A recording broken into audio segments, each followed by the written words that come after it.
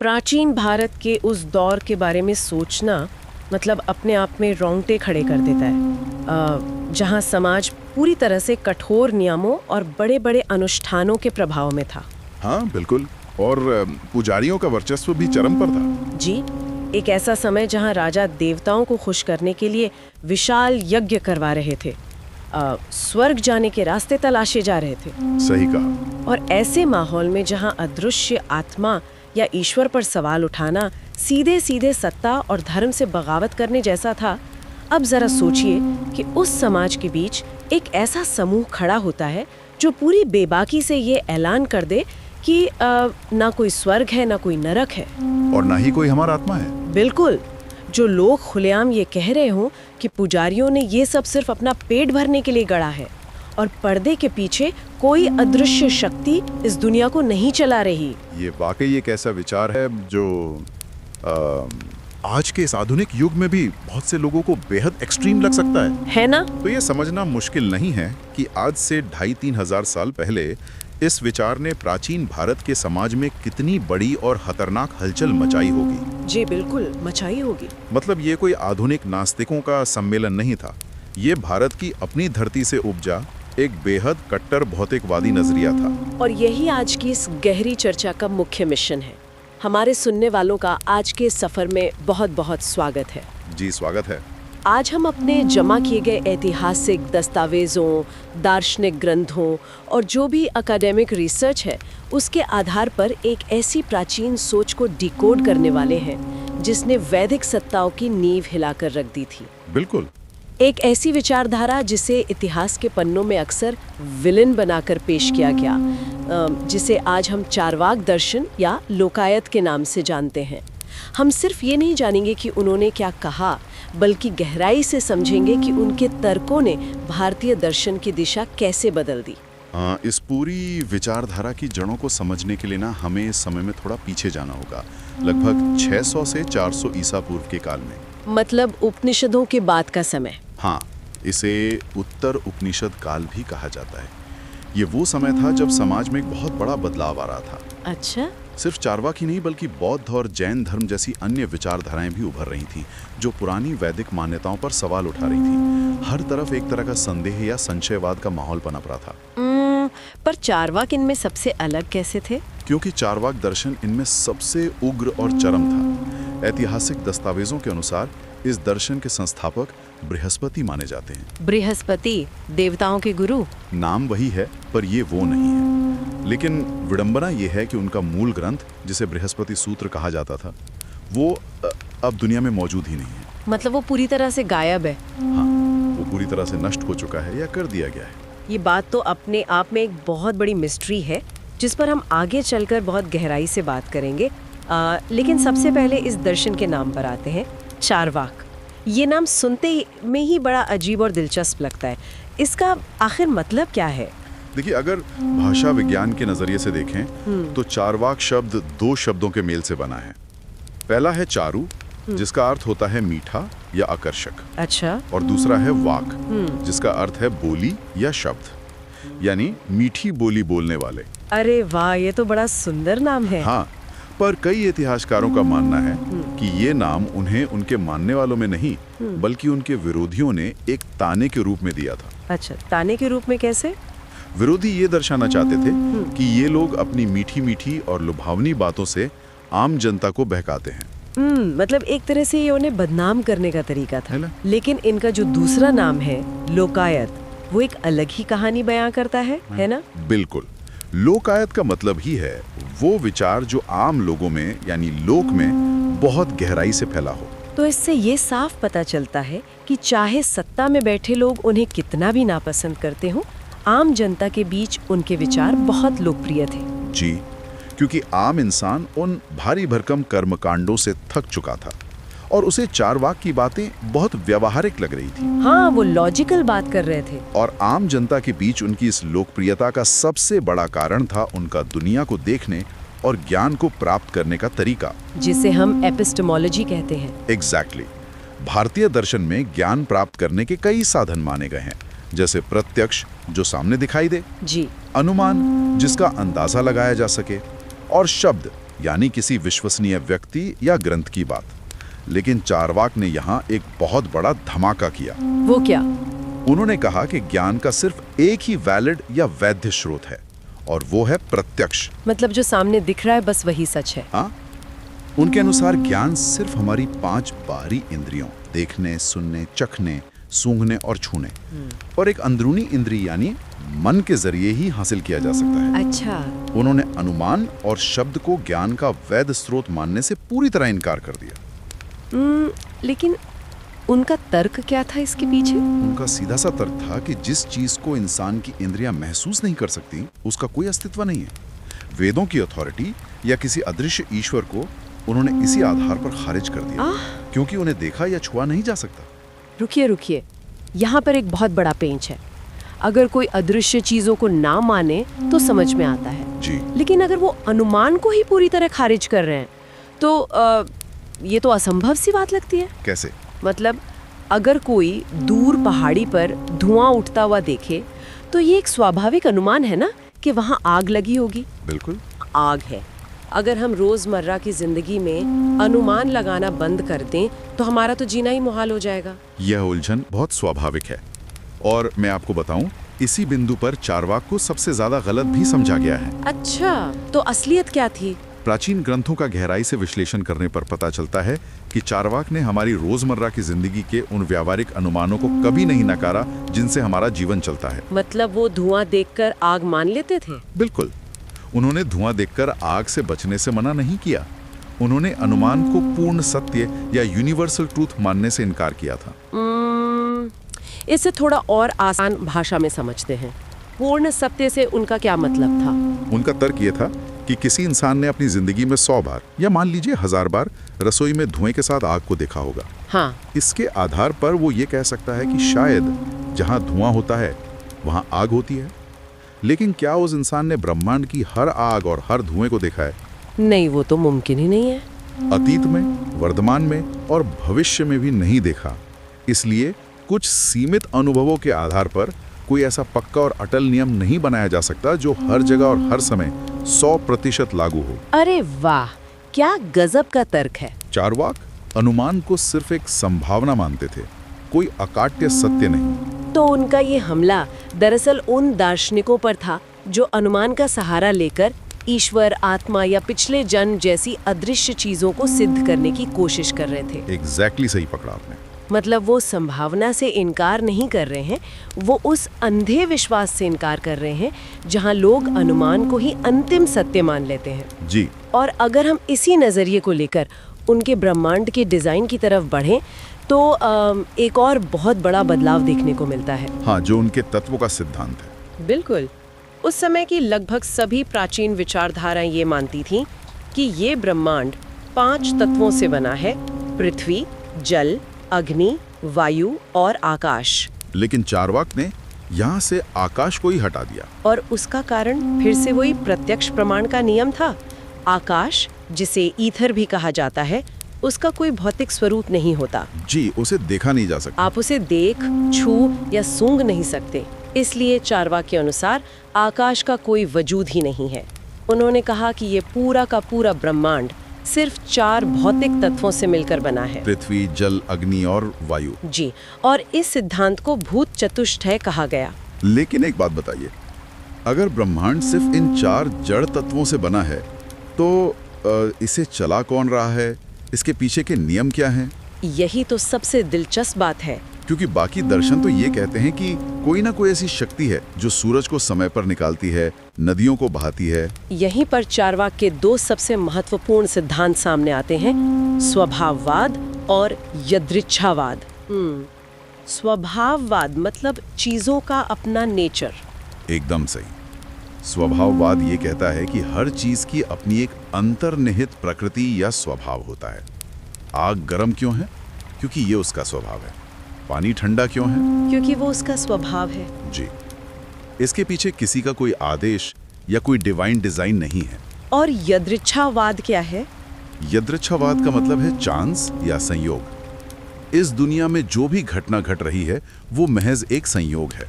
एक एक्सीडेंट है। अच्छा। उन्होंने टीलियोलॉजी यानी प्रकृति में किसी उद्देश्य के होने के विचार को जड़ से उखाड़ फेंका।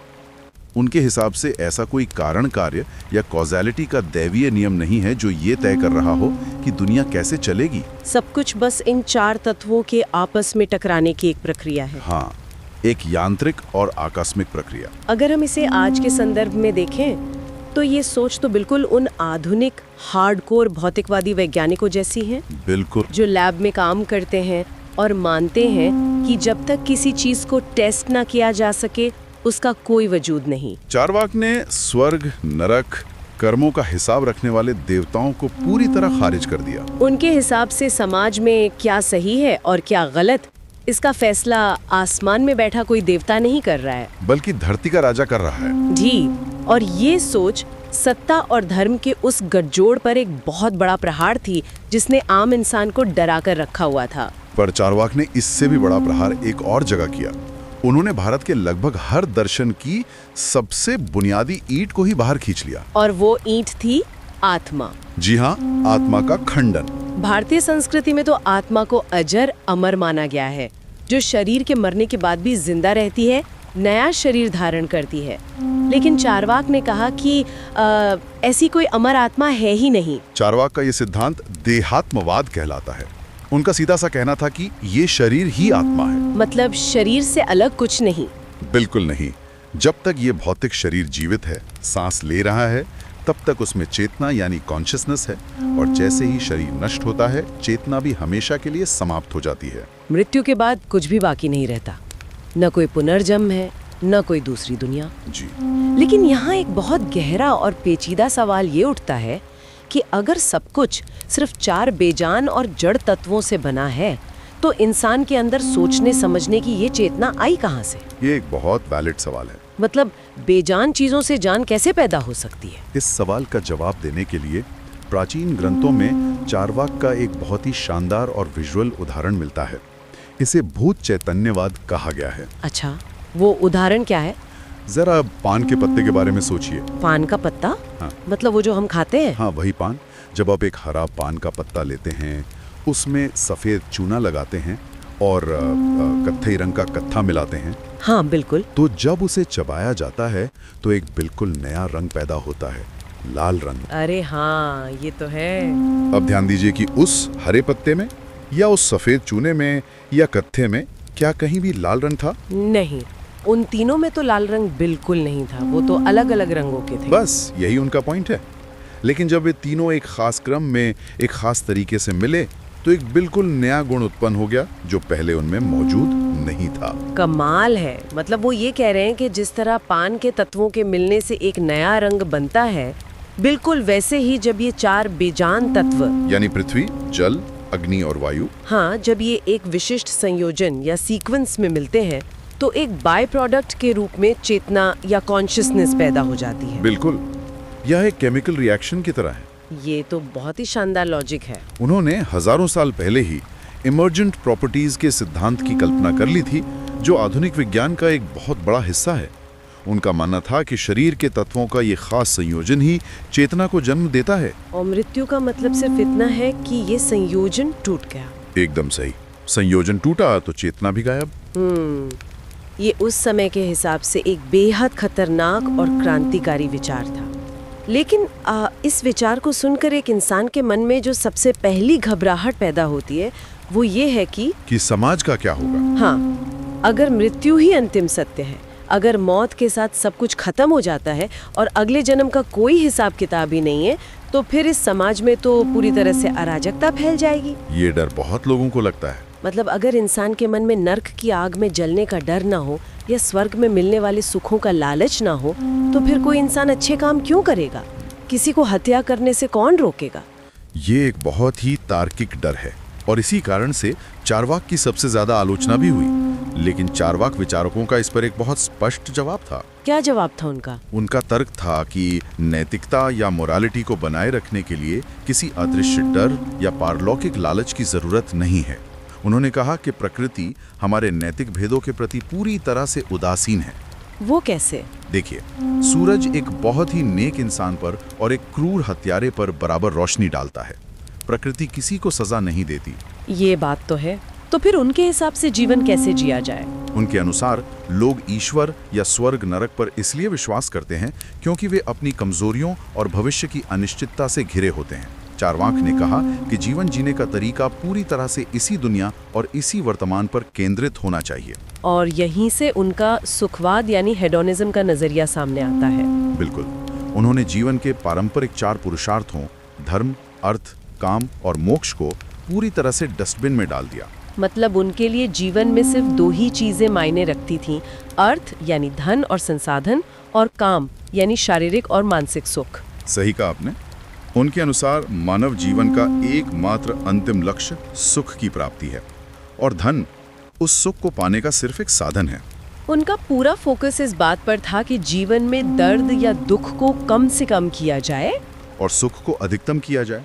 लेकिन आलोचक तो यही कहेंगे ना कि सुख के पीछे भागने से दुख भी तो मिलता है। अगर आप सिर्फ मजे करेंगे तो कभी ना कभी तो परेशानी उठानी पड़ेगी। इसका जवाब चारवाक बहुत ही दिलचस्प उपमाओं से देते हैं। अच्छा, क्या कहते हैं वो? वो कहते हैं कि क्या कांटों के डर से कोई इंसान गुलाब का फूल लेना छोड़ देता है? अरे वाह! या क्या हड्डियों और छिलकों के डर से लोग मछली खाना बंद कर देते हैं? ये तो बहुत ही प्रैक्टिकल बात है।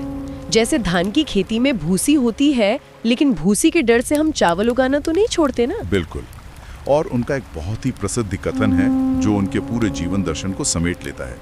वो कहते हैं, आज का एक कबूतर कल मिलने वाले मोर से कहीं ज्यादा बेहतर है। इसका सीधा सा मतलब है कि भविष्य के किसी अनिश्चित और बड़े सुख जैसे कि स्वर्ग, उसके लालच में इंसान को आज के अपने मौजूदा सुख को नहीं छोड़ना चाहिए। एग्जैक्टली। ये बात सुनकर तो मुझे सीधा आज के दौर का योलो यानी you only live once culture याद आ रहा है। ये तो एक प्राचीन भारतीय योलो है। हाँ, बिल्कुल वैसा ही है।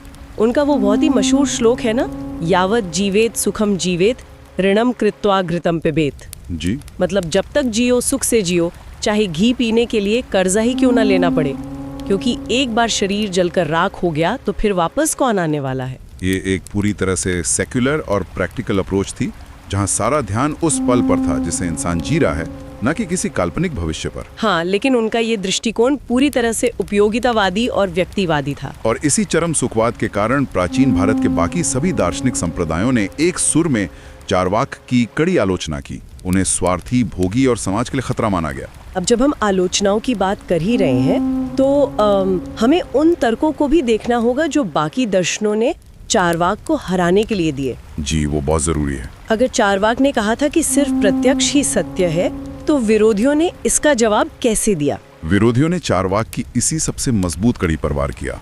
उन्होंने कहा कि सिर्फ प्रत्यक्ष पर भरोसा करना सबसे बड़ी बेवकूफी हो सकती है। क्यों? क्योंकि हमारी इंद्रियां हमें अक्सर धोखा देती हैं। इसे असत ख्याति या भ्रम का सिद्धांत कहा गया। अच्छा, जैसे रेगिस्तान में पानी का भ्रम होना, मिराज दिखना। बिल्कुल। आलोचकों ने कई उदाहरण दिए, जैसे कभी कभी हम दूर से सीप को देखकर उसे चांदी का टुकड़ा समझ लेते हैं। हाँ, ये तो होता है। या अगर हम किसी चलती हुई ट्रेन या रथ में बैठे हों तो हमें बाहर खड़े स्थिर पेड़ पीछे की तरफ भागते हुए दिखाई देते हैं। हमारी आंखें तो हमें बता रही हैं कि पेड़ चल रहे हैं, लेकिन क्या वो सच है? नहीं, पेड़ तो अपनी जगह पे हैं। इसलिए आलोचकों ने तर्क दिया कि अगर हम सिर्फ आंखों देखी बात को सच मान लें तो हम पूरी तरह से भटक जाएंगे। प्रत्यक्ष ज्ञान अधूरा है, उसे सही दिशा देने के लिए अनुमान की जरूरत पड़ती ही है। ये पॉइंट वाकई में बहुत मजबूत है। लेकिन इन बहसों और तर्कों वितर्कों से हटकर जो बात इस पूरी कहानी में मुझे सबसे ज्यादा डरावनी लगती है, वो क्या? वो ये है कि चारवाक के मूल ग्रंथ इतिहास से पूरी तरह गायब क्यों हैं? हाँ, ये एक बड़ा सवाल है। आज हम उनके बारे में जो कुछ भी जानते हैं वो उनके विरोधियों द्वारा लिखी गई किताबों से ही जानते हैं। ऐसा लगता है जैसे किसी ने बहुत ही सुनियोजित तरीके से उनकी आवाज को मिटाने की कोशिश की हो। ये इतिहास का एक बहुत ही कड़वा सच है। सत्ता और धर्म हमेशा उन आवाजों को दबाने की कोशिश करते हैं जो उनके अस्तित्व पर सवाल उठाते हैं। इस बौद्धिक संघर्ष को समझने के लिए विष्णु पुराण और पद्म पुराण में दी गई एक कथा का जिक्र करना जरूरी है। माया मोह की कहानी। हाँ, माया मोह की कहानी। यह कहानी मैंने भी पढ़ी है। इसे सुनकर रोंगटे खड़े हो जाते हैं कि कैसे एक पूरी विचारधारा को एक साजिश के रूप में पेश किया गया। इस कथा के अनुसार एक बार असुर बहुत शक्तिशाली हो गए। वे बहुत धार्मिक थे, यज्ञ करते थे और वेदों का पालन करते थे, जिसकी वजह से उन्हें हराना नामुमकिन हो गया था। अच्छा। जब देवताओं ने विष्णु से मदद मांगी तो विष्णु ने अपने शरीर से माया मोह नाम का एक भ्रमित करने वाला पुरुष पैदा किया। और ये माया मोह एक दिगंबर साधु का रूप धरकर उन असुरों के पास गया। हाँ, और उसने असुरों को जानबूझकर वेद विरुद्ध बातें सिखानी शुरू की। उसने उन्हें उपदेश दिया कि वेदों में लिखे कर्मकांड गलत हैं। उसने तर्क दिया कि अगर यज्ञ में बलि चढ़ाया गया पशु सीधा स्वर्ग जाता है तो इंसान अपने पिता की बलि क्यों नहीं देता ताकि वो भी स्वर्ग चले जाएं? बाप रे! और ये सुनकर असुर भ्रमित हो गए। बिल्कुल। उन्होंने वैदिक धर्म छोड़ दिया, अपने पुण्यों को खो दिया और अंततः देवताओं से हार गए। अब यहाँ जो बात सबसे ज्यादा चौंकाने वाली है वो ये है कि माया मोह ने असुरों को जो उपदेश दिए वो हूबहू वही तर्क हैं जो चार्वाक दर्शन के हैं। जी। क्या ये महज एक इत्तेफाक है? बिल्कुल नहीं। इतिहास के इस नैरेटिव को देखकर एक बहुत ही क्रिटिकल सोच सामने आती है। कहीं ऐसा तो नहीं कि इतिहास हमेशा जीतने वाले लिखते हैं? ये बहुत हद तक सच है। चार्वाक क्योंकि धार्मिक सत्ताओं, महंगे कर्मकांडों और पुजारियों के शोषण को खुलेआम चुनौती दे रहे थे, इसलिए उन्हें समाज की नजरों में गिराने के लिए ऐसी कहानियां रची गईं। बिल्कुल। उनके ग्रंथों को जला दिया गया और उन्हें जानबूझकर सिर्फ एक स्वार्थी, भोगी और असुरों को भटकाने वाले खलनायक के रूप में चित्रित किया गया। ये ऐतिहासिक दृष्टिकोण पूरी तरह से वैलिड है। जब आप स्थापित सत्ता को चुनौती देते हैं तो वो सत्ता आपके तर्कों का जवाब तर्कों से देने के बजाय अक्सर आपके चरित्र का हनन करती है। जी। पश्चिम में भी कुछ ऐसा ही हुआ था। हाँ? अगर हम चार्वाक की तुलना पश्चिमी एपिक्यूरियन दर्शन से करें तो वहां भी भौतिकवाद था। हाँ, लेकिन उन दोनों में एक बुनियादी फर्क था, है ना? बिल्कुल। पश्चिमी एपिक्यूरियन दर्शन मानता था कि ये दुनिया अदृश्य परमाणुओं यानी एटम से बनी है। अच्छा। जबकि चार्वाक किसी भी अदृश्य चीज को नहीं मानते थे, इसलिए उन्होंने सिर्फ 4 दिखाई देने वाले तत्वों पर ही भरोसा किया। पृथ्वी, जल, अग्नि और वायु। जी। दूसरी बात, एपिक्यूरियन दर्शन में चेतना या अवेयरनेस को एक स्वतंत्र चीज माना गया था जो बारीक परमाणुओं से बनी है। और चार्वाक के अनुसार? चार्वाक के अनुसार चेतना बिल्कुल स्वतंत्र नहीं है। यह महज उन 4 भौतिक तत्वों के मिलने से पैदा होने वाला एक बाय प्रोडक्ट है। तो आज के इस गहरी चर्चा से हम क्या निष्कर्ष निकाल सकते हैं? सुनने वालों के लिए यह समझना बहुत जरूरी है कि चार्वाक या लोकायत दर्शन महज एक खाओ पियो मजे करो वाली सतही विचारधारा नहीं थी। बिल्कुल नहीं। ये दरअसल उस समय के हाशिए पर खड़े आम लोगों और वर्चस्ववादी संरचनाओं के खिलाफ एक बहुत बड़ा और मजबूत काउंटर मूवमेंट था। जी। जब बाकी सारा समाज किसी अदृश्य लोक और अंधे विश्वास के पीछे भाग रहा था, तब चार्वाक ने एक तार्किक और अनुभवजन्य दृष्टिकोण को बढ़ावा दिया। बिल्कुल सही कहा आपने। भले ही आज कोई उनके यादृच्छावाद या चरम सुखवाद से पूरी तरह सहमत ना हो, लेकिन समाज को अंधविश्वासों की नींद से जगाने और सवाल पूछने की प्रवृत्ति को बढ़ावा देने में उनका जो ऐतिहासिक योगदान है उसे कभी नकारा नहीं जा सकता। और आज के इस सफर को खत्म करने से पहले मैं एक ऐसा विचार सामने रखना चाहती हूँ जो शायद आपको सोचने पर मजबूर कर दे। वो क्या? भले ही सत्ता में बैठे लोगों ने चार्वाक के ग्रंथों को मिटा दिया हो, भले ही उन्हें मीठी जुबान वाले खलनायक या असुरों को भटकाने वाला बताकर इतिहास से गायब करने की कोशिश की हो, जी। लेकिन क्या ये सच नहीं है कि चार्वाक की ऐसी कड़ी आलोचना और उनके तीखे तर्कों ने ही प्राचीन भारत के बाकी आस्तिक दर्शनों को मजबूर कर दिया कि वे अपनी थ्योरीज को, अपने लॉजिक को और ज्यादा शार्प और मजबूत बनाएं? ये दार्शनिक विकास का सबसे बड़ा सच है। किसी भी विचार या सिद्धांत को परिपक्व और मजबूत बनने के लिए एक बेहद कड़े और तीखे विपक्ष की जरूरत होती है। बिल्कुल। अगर चार्वाक का वो निडर संदेहवाद न होता, अगर उन्होंने वो अलोकप्रिय और मुश्किल सवाल न पूछे होते कि यज्ञ का धुआं स्वर्ग कैसे जाता है, तो क्या भारतीय दर्शन की बाकी शाखाएं अपने बचाव में इतनी गहरी, इतनी तार्किक और इतनी शानदार बन पाती? शायद नहीं। चार्वाक ने सवाल उठाकर बाकी दर्शनों को निखरने का मौका दिया। सही कहा। तो सुनने वालों, इसी गहरे सवाल के साथ हम आपको आपके आगे के सफर के लिए छोड़ते हैं। सोचते रहिए और जो सामने दिख रहा है उस पर भी सवाल उठाते रहिए।